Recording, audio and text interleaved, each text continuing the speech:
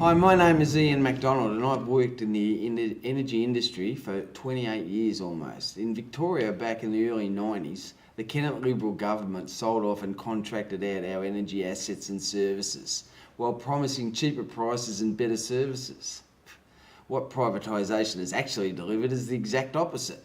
Having lived and worked through energy privatisation, I'd like to share with you my experience about what privatisation actually means. Power prices have absolutely gone through the roof and show no sign of abating, and the profits now go into the pocket of investors from overseas multinational companies who put profits before service. There's no more local electricity or gas office where you can discuss your bill and arrange connections. Now, via the phone, you're lucky to speak to someone in Australia. As a result of companies chasing profits, there are lower staffing levels and network maintenance has been slashed.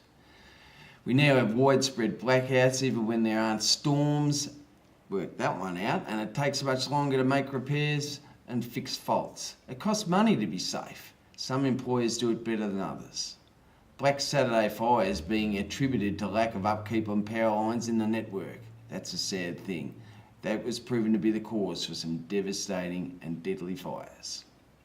Workers in the energy industry have had their wages and conditions decimated by privatisation. I personally can't really complain, but then I've been one of the lucky ones and I still have a job. Many of my colleagues with other generators have their wages and conditions eroded and are being forced onto personal contracts.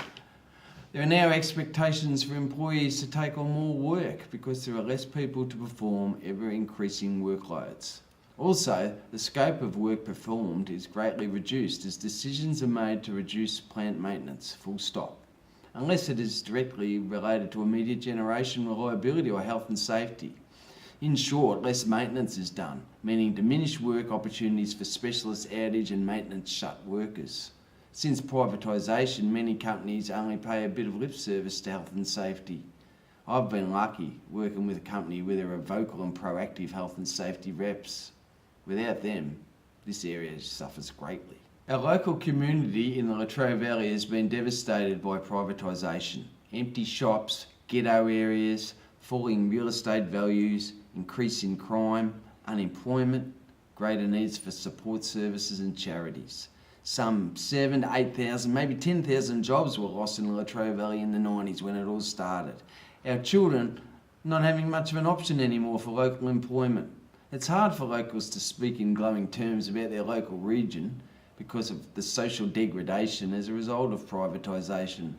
The Latrobe Valley was a vibrant place and it still is in certain pockets, but there is an underbelly of pain and suffering and disadvantage, which began when privatisation was first mooted.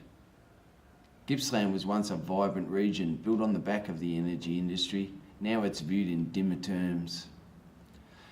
The Latrobe Valley has never recovered from the halcyon days of a government-owned electricity industry.